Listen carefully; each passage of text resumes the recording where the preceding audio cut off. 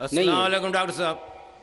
Doctor صاحب میں ایک ریٹائرڈ آرمی آفیسر محمد ضیاء اللہ خان میرا نام ہے. میں آپ سے ایک کلیریفیکیشن چاہتا ہوں ریگارڈنگ سورہ والعصر ان الانسان لفی خسر.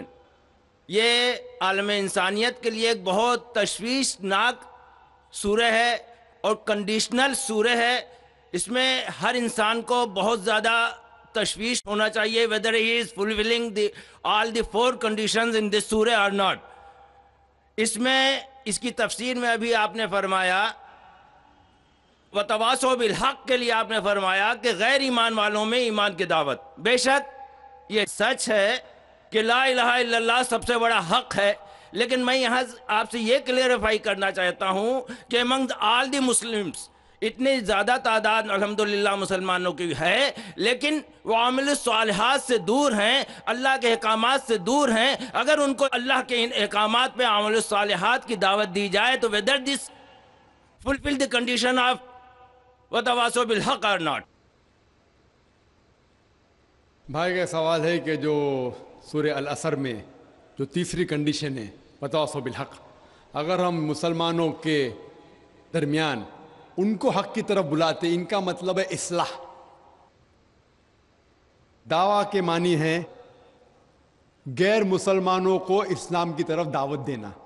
دعوت کی معنی دونوں طریقے سے لیا جاتا ہے، غیر مسلم میں بھی بات کرنا، مسلم میں بھی بات کرنا. لیکن اگر ہم ایک اسپیسیفک خصوصاً لفظ استعمال کرنا چاہتے ہیں تو جب ہم غیر مسلمانوں سے بات کرتے اسے کہتے ہیں عربی میں دعوت، اور جب مسلمانوں سے اسلام کی بات کرتے ہیں اسے کہتے ہیں اصلاح. اصلاح معنی مرمت کرنا، اس کو سدھارنا. تو اصلاح بھی کئی علماء نے کہا کہ یہ وَتَوَاصَوْا بِالْحَقِّ میں آ جاتا ہے. لیکن اگر ہم سیف رہنا چاہتے ہیں تو میری نظر میں اصلاح اور دعویٰ دونوں ضروری ہے. میں کیا کر رہا ہوں آج کی تاریخ میں؟ اصلاح بھی کر رہا ہوں، دعویٰ بھی کر رہا ہوں. غیر مسلم میں تو دعویٰ کر رہا ہوں، اکثر مسلمان ہیں اصلاح کر رہا ہوں. کل صبح انشاءاللہ ایک خصوصاً نشست ہے غیر مسلمانوں کے لیے، وہاں زیادہ دعویٰ کروں گا میں. تو دونوں کرنا امپورٹنٹ ہے، ضروری ہے. اصلاح بھی، مسلمانوں کو حق کی طرف بلانا جو بھٹک گئے ہیں، جو نام کے مسلمان ہیں، اور غیر مسلم میں بھی. لیکن اگر آپ سیف رہنا چاہتے ہیں تو میرے حساب سے دونوں کرنا ضروری ہے. تو ایک دم سیف ہے، اور جنت میں جانے کے لیے ہمیں جو بھی کر سکے کرنا ضروری ہے. کیونکہ اللہ تعالیٰ فرماتے سورہ ملک میں سورہ نمبر 67 آیت نمبر 2 الذی خلق الموت والحیات، اللہ سبحانہ و تعالیٰ نے زندگی اور موت دی تاکہ وہ جان سکے آپ لوگ میں سے کون اچھے اعمال کرتا ہے. تو یہ زندگی ہے، آخرت کے لیے امتحان ہے. تو اس امتحان میں ہمیں سفل ہونا بہت ضروری ہے. اسی لیے ہمیں کوشش کرنا چاہیے کہ جہاں تک ہو سکے اللہ اور اللہ کے رسول کے احکام کے اوپر عمل کریں. دوسرا سوال بھائیوں کی طرف سے دوسرے مائک سے. السلام علیکم، میرا نام شجاع الحسن ہے. میں کمپیوٹر لیکچر کی حیثیت سے ایک سرکاری کالج میں کام کرتا ہوں. جناب آپ سے ملا ہوا وقت بہت قیمتی ہے اور بہت ناکافی ہے، لیکن پھر بھی میں 2 سوال کروں گا. آپ سے گزارش ہے کہ جو آپ نے نیم بتایا اس کے علاوہ جا کے ان دونوں سوالوں کا جواب دے دیں، مہربانی ہوگی. پہلا جو ہے دہشت گردی سے ریلیٹڈ ہے کہ یہ جو ٹیررزم کے لیے ابھی ایک صاحب مستورات سے کوشچن آیا تھا، اس کا جو آپ نے جواب دیا میں اس سے بہت زیادہ جو ہے سیٹسفائی نہیں ہوا. آپ نے بش اور امریکی طاقتوں کو بہت بڑا ٹیررزم بنا کے، اور جو مین سوال تھا اس کا جواب نہیں ملا. میرا سوال یہ ہے کہ کشمیر کی انوسنٹ کلنگ، یا افغانستان پہ جو آپ کے انفورس کر کے اسلام کو لوگوں نے کوشش کری طالبان نے، وہ، یا اسامہ بن لادن، ان تینوں کو اسلام اور قرآن کی روشنی میں جسٹیفائی کیا سکتا ہے یا نہیں؟ اور مہربانی کر کے دوسرا کوشچن بھی سن لیجئے. ایک سوال بھائی صاحب، ایک سوال جو رولز ہے اس کے اوپر کیے. بھائی صاحب نے کہا کہ اہم سوال کشمیر کے بارے میں نے جواب دیا ہی نہیں. بھائی صاحب وہ سوال میں کشمیر کا ذکر تھا ہی نہیں، آپ نے سوال ہی نہیں سنا. ویڈیو ریکارڈنگ ہے ادھر. اس سوال میں کشمیر کا ذکر تھا ہی نہیں. اس سوال میں یہ تھا کہ جو WTC کا وہ جہاد ہے کیا نہیں. میں نے کہا ہے، لیکن جہاد فی سبیل شیطان. آپ نے ایک دوسرا سوال کیا کہ میرے نظر میں جو اسامہ بن لادن کر رہا ہے وہ قرآن اور حدیث کی روشنی میں صحیح ہے کیا نہیں. جو لوگ کشمیر میں جھگڑ رہے وہ صحیح ہے کیا نہیں. جو افغانستان میں کر رہے صحیح ہے کیا نہیں. 3 سوال، ایک سوال کے 3 حصے. میں پہلے کا جواب تو دے چکا ہوں، شاید آپ نے نہیں سنا، کہ اسامہ بن لادن قرآن اور حدیث کے روشنی میں صحیح کر رہا ہے کہ نہیں. میں تو اسامہ بن لادن سے ملا ہی نہیں. آپ ملے ہوں گے, میں نہیں ملا. اللہ تعالیٰ فرماتے سورہ حجرات میں سورہ نمبر 49 آیت نمبر 6 میں, جب بھی کوئی آپ کو انفارمیشن کوئی چیز معلوم پڑتی ہے, خصوصاً اگر فاسق کے ذریعے ہے, تو اس کی تحقیق کرو. مجھے پتا نہیں, جو یہ CNN کہہ رہی ہے کہ اسامہ بن لادن نے WTC کو گرایا, اسامہ بن لادن تو کہتا میں نہیں گرایا. تو نہ میں اسامہ بن لادن سے ملا, تو میں یہ بھی نہیں کہتا اسامہ بن لادن قرآن حدیث پہ ہے یا نہیں ہے. اللہ عالم, اللہ عالم. اگر ہے تو جنت میں جائے گا, نہیں ہے تو نہیں جائے گا. مجھے ضروری نہیں کہ اسامہ بن لادن سے ملنا میرا فرض ہے, ٹھیک ہے نا. وہ آخرت کے دن میں فیصلہ ہو جائے گا. اللہ تعالیٰ آپ سے بھی نہیں پوچھے گا کیا وہ مجاہد تھا کہ دہشت گرد تھا, وہ اللہ تعالیٰ فیصلہ کریں گے. سوال نمبر 2 کہ کشمیر میں جو لوگ جھگڑ رہے ہیں کیا وہ قرآن اور حدیث کے روشنی میں ہے کیا نہیں. میں کشمیر میں لاسٹ ایئر 2003 میں تقریباً 1 سال پہلے گیا تھا. آپ دیکھتے کہ کشمیری لوگ الگ الگ وجہ کے لیے جھگڑ رہے ہیں. اگر وہ وجہ قرآن اور حدیث سے صحیح ہے تو صحیح وجہ, اگر خلاف ہے تو خلاف ہے. یہ کہنا کہ سارے کشمیر قرآن حدیث کے اوپر ہے یا سارے کشمیر نہیں ہے, یہ بالکل غلط ہے. کچھ لوگ قرآن اور حدیث کے روشنی میں جدوجہد کر رہے ہوں گے تو صحیح جہاد کر رہے, کچھ لوگ اپنے ذاتی فائدے کے لیے ایک دوسرے کا قتل کر رہے, وہ بالکل غلط ہے. تو ہم دیکھتے ہیں کہ کئی بار کئی لوگ اپنے ذاتی فائدہ اپنا بنا لیتے ہیں. تو میں یہ نہیں جانتا ہوں خصوصاً کون کشمیری کیا کر رہا ہے. تو اسی لیے یہ کشمیر عام لوگ قرآن حدیث پہ عمل کر رہے کہ نہیں, آپ کو اس سے پوچھنا چاہیے جو پالیٹکس کے اندر ایک ماہر ہے. اللہ تعالیٰ فرماتے سورہ نحل میں سورہ نمبر 16 آیت نمبر 43, اور اللہ تعالیٰ فرماتے سورہ نمبر 21 آیت نمبر 7 میں فَاسْأَلُوا أَهْلَ الذِّكْرِ إِن كُنتُمْ لَا تَعْلَمُونَ. اس سے پوچھو جو اس فن کا ماہر ہے. میں پالیٹکس کے فن میں ماہر نہیں ہوں, میں دائی ہوں.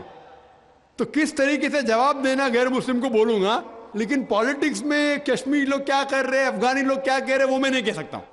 میں اس فن کا ماہر نہیں ہوں. اگر کہوں گا تو قرآن کے خلاف جائیں گا. آپ اس سے پوچھو جو ماہر ہے. میں اس فن کا ماہر نہیں ہوں, میں دعوتی میدان کا ماہر ہوں. آپ بھگوت گیتا کے بارے میں پوچھئے, رامائن کے بارے میں پوچھئے, ہندوازم کے بارے میں پوچھئے, عیسائیت کے بارے میں پوچھئے, یہ افغانستان کے بارے میں یا کشمیر کے بارے میں. میں اس فن کا ماہر نہیں ہوں, لیکن یہ جانتا ہوں میں کہ جہاں تک کہ افغانستان کا تعلق ہے, طالبان کا تعلق ہے, ہم دیکھتے ہیں CNN کے اندر کہ کئی بار BBC اور CNN میں دکھایا گیا کہ طالبان ایک خاتون کو بے دردی سے مار رہا ہے. ارے طالبان خواتین کو مارتے ہیں ظالم لوگ. کیونکہ دائی ہونے کے حیثیت سے میں کئی ممالک کا دورہ کرتا ہوں. 2 سال پہلے میں ملیشیا میں گیا تھا. وہاں ایک شوہر اور بیوی سے ملاقات ہوئی جو ڈاکٹر تھے. بیوی گائنوکالوجسٹ تھی اور شوہر سرجن تھے. انہوں نے تقریباً 1 مہینہ افغانستان میں رہے, اور انہوں نے کہا مجھ سے کہ یہ جو ٹی وی میں دکھا رہے تھے کہ طالبان لوگ خواتین کو مار رہے, یہ بالکل غلط ہے. میں نے پوچھا آپ کو کیسا پتا غلط ہے؟ تو اس نے مجھ سے کہا, وہ میاں بیوی نے کہا, کیونکہ طالبان کو جو پگڑی باندھتے ہیں ان کے باندھنے کا ایک خصوصی طریقہ ہے. مثال کے طور پہ جب ہم عربوں کو دیکھتے, ہمارے لیے جو عجم ہے, ہمارے لیے سب عرب ایک جیسے پگڑی باندھتے, پھیٹا باندھتے, اپنا قطرہ باندھتے. لیکن وہ عرب ہی جانتا ہے کہ سعودی گترا باندھنے کا طریقہ الگ ہے, وہ اماراتی UAE کا گترا باندھنے کا طریقہ الگ ہے, وہ کویٹی کا گترا باندھنے کا طریقہ الگ ہے. وہ پہچان سکتے. ہم نے اسی طریقے سے وہ طالبان کی پگڑی باندھنے کا طریقہ الگ ہے. وہ ڈاکٹر کہنے لگے مجھ سے کہ جس طریقے سے وہ BBC اور CNN میں دکھا رہے تھے طالبان خواتین کو مار رہے, وہ طالبان ہے ہی نہیں, وہ ایکٹر لوگ کو لے کے آئے تھے, لیکن بیوقوف تھے کہ ایکٹنگ میں برابر سے نہیں کیے, وہ کپڑے برابر نہیں تھے. میں نے تقریر سنی ایک رپورٹر جس کا نام ہے یوان ریڈلی, یوان ریڈلی ایک برٹش رپورٹر ہے. جب اٹیک ہوتا ہے امریکہ کا افغانستان پہ, بھائی صاحب کو دکھ ہو رہا تھا جب میں نے کہا کہ امریکہ ٹیررسٹ ہے, دکھ ہو رہا تھا ان کو. جارج بش اگر آپ کے رشتہ دار تو معافی چاہتا ہوں میں.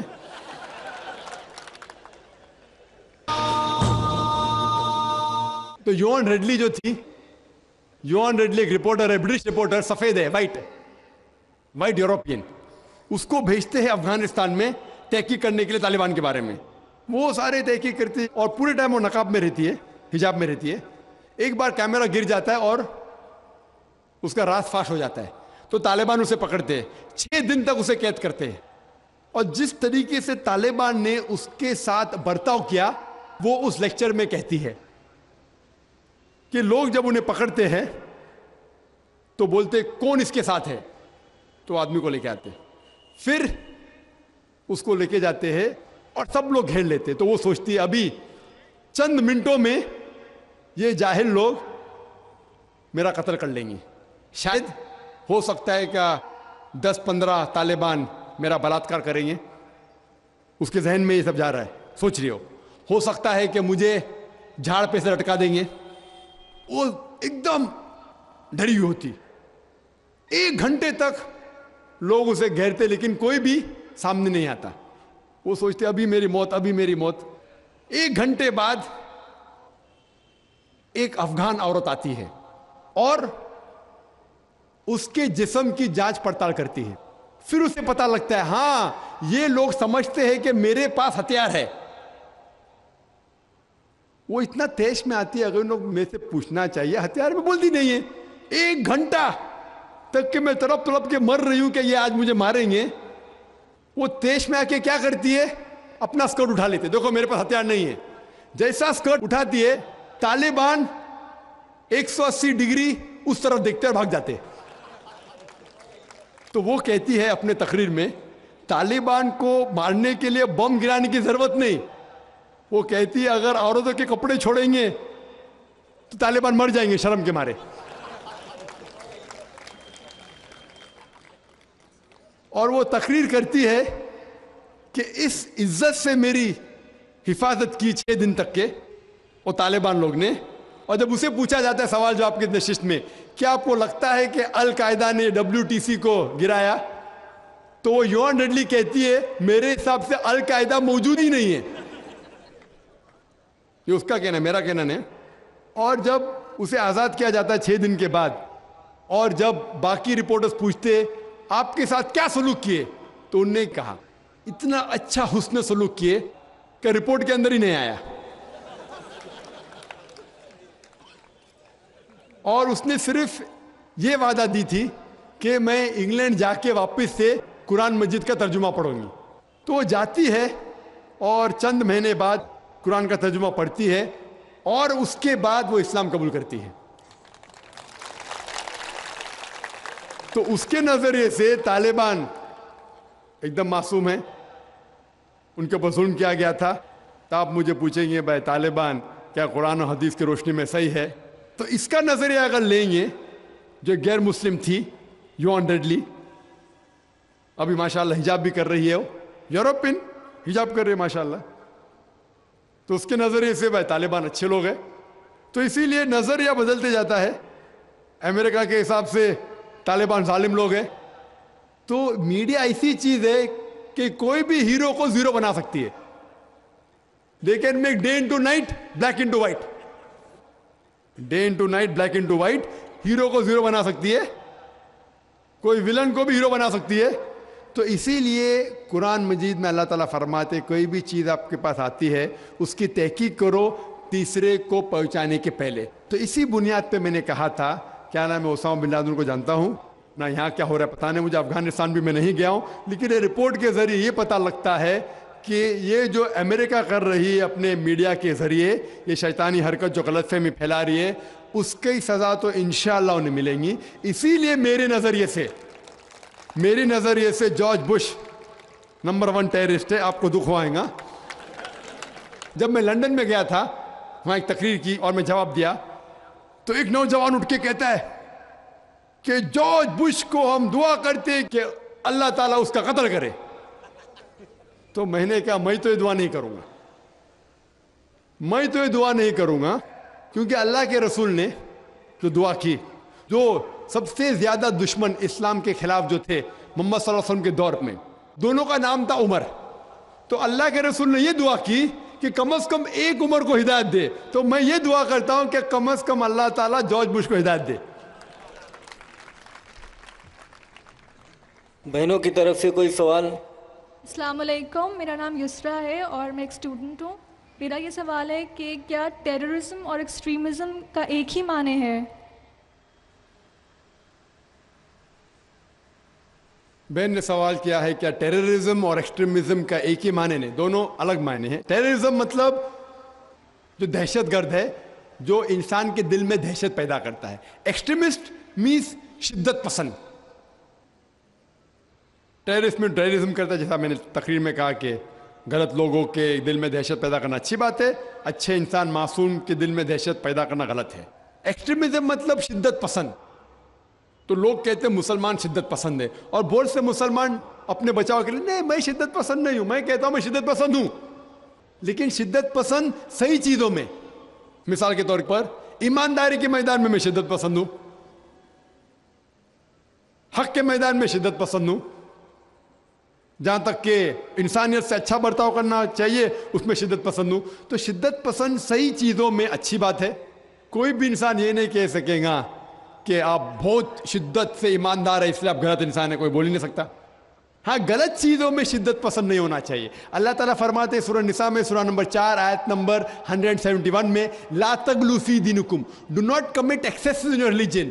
آپ دائرے کے باہر مت کام کرو، ایکسیسز، لا تغلوا فی دینکم، دین کے دائرے کے باہر مت جاؤ، لیکن دائرے میں ہو کے ایک طرفہ شدت جو حق کی بات ہے وہ تو اچھی بات ہے۔ تو شدت پسند ہونا ایک الگ بات ہے، ٹیررزم الگ بات ہے۔ ہو سکتا ہے کہ ایک انسان دونوں ہے، یا صرف ایک ہی ہے، یا دونوں نہیں ہے۔ یہاں بھائیوں کی طرف سے۔ ڈاکٹر صاحب میرا نام عبد النصیر ناصر ہے، میں ڈاکٹر امبیڈکر مہاسبھا کا سیکریٹری ہوں۔ امبیڈکر مہاسبھا میں 67 IAS ادھیکاری ہیں دلت۔ بہت سے لوگوں سے میں بات کرتا ہوں اسلام کے بارے میں تو کہتے ہیں بابا صاحب امبیڈکر نے کہا تھا میں ہندو دھرم میں پیدا ہو گیا ہوں لیکن ہندوؤں کے مروں گا نہیں۔ ہم لوگ بھی چاہتے ہیں عام اسلام میں، لیکن جو ہمیں فیسلٹی مل رہی ہے وہ ہم کو دلت کی حیثیت سے مل رہی ہے۔ کیا دلت جو ہے اسلام قبول کر لے اور نام اپنا نہ تبدیل کرے اور ختنہ نہ کرائے، کیا ممکن ہے یہ؟ بھائی صاحب نے سوال کیا کہ دلت، بابا امبیڈکر صاحب کی کتاب میں پڑھ چکا ہوں، آپ بالکل صحیح فرماتے کہ بابا صاحب امبیڈکر، ڈاکٹر بابا صاحب امبیڈکر، ان نے جب دیگر مذاہب کی تحقیق کی سب سے بہترین مذہب انہیں لگا اسلام۔ افسوس کی بات ہے کہ ہم مسلمانوں نے کھلے عام انہیں قبول نہیں کیا، اس لیے انہوں نے دوسرا بہتر مذہب بدھزم کو قبول کیا۔ آپ کا سوال ہے کہ دلت اگر کہتے ہیں کہ ہم اسلام قبول کریں اور نام نہیں بدلے تو کیا یہ جائز ہے، اور ختنہ نہ کرے جائز ہے؟ نام بدلنا اسلام میں فرض نہیں ہے، نام بدلنا اسلام میں فرض نہیں ہے۔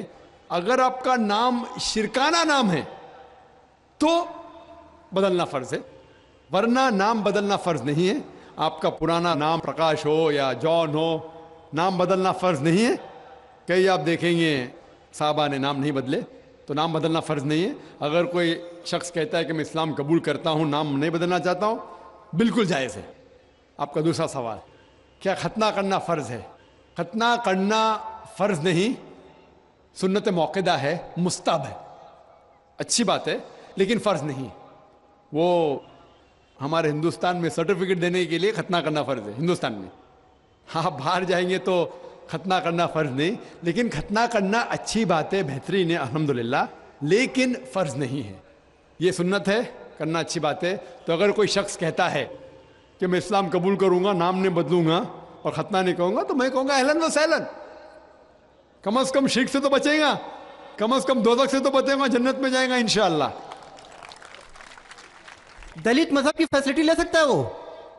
بھائی صاحب کا تیسرا سوال، دلت مذہب کی فیسلٹی، یہ دلت مذہب کی فیسلٹی گورنمنٹ دیتی ہے۔ یہ گورنمنٹ کا رول ہے، جو بیکورڈ کلاس ہے اس کو فیسلٹی ملتی ہے۔ کئی مسلمان جو اپنے آپ کو بیکورڈ کلاس کہتے ہیں ان کو بھی فیسلٹی ملتی ہے نا۔ کئی مسلمان نہیں جانتا، انصاری یا کچھ چند، سب نے چند، تو یہ فیسلٹی ملتی ان کو. تو آج کے مسلمان جو اپنے آپ کو بیکورڈ کہتے ہیں ان کو فیسلٹی ملتی, تو کوئی دلت اگر اسلام قبول کر سکے گا تو گورنمنٹ کی فیسلٹی بھی ملیں گی, انشاءاللہ اللہ کی فیسلٹی بھی ملیں گی. پہلے مائک کی طرف سے اگر کوئی غیر مسلم بھائی ہے تو وہ سوال پوچھیں. ڈاکٹر نائر صاحب السلام علیکم ورحمۃ اللہ وبرکاتہ. جہاد و دہشت گردی کے بارے میں اسی عنوان سے میرا ایک سوال چھوٹا سا یہ ہے کہ کیا دہشت گردی کا ذکر قرآن حکیم میں کہیں بھی آیا ہے, کسی سورہ, کسی آیت نمبر میں؟ بھائی صاحب کا سوال ہے کہ دہشت گردی کا ذکر کہیں قرآن مجید میں آیا ہے, اور میں تقریر میں بھی حوالہ دیا اس آیت کا کہ جو لفظ انگلش میں کہتے ہیں ٹیررسٹ, اردو میں کہتے ہیں دہشت گرد, اور یہ لفظ جو ہے یہ قرآن مجید میں ہے سورہ انفال میں, سورہ نمبر 8 آیت نمبر 60 میں, کہ اللہ تعالیٰ فرماتے ہیں کہ وہ لوگ جو حق کے خلاف ہے ان کے دل میں دہشت پیدا کرو. تو اسی لیے میں نے کہا کہ ہر مسلمان کا فرض